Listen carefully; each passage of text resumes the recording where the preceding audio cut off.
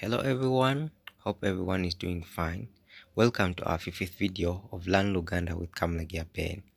Yes, don't forget to subscribe to our channel named as benybeny2178.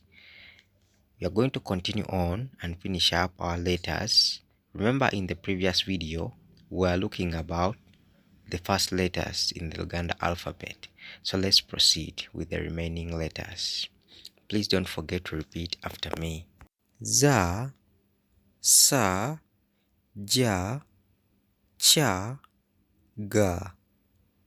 Once again, za, sa, ja, cha, ga. Ka, nya, nga. Once again, ka, nya, nga. A reminder, the way you pronounce out these letters are as if you've written letter at the end, or as if you've written letter A at the end. Thanks very much. We shall continue on in the next video.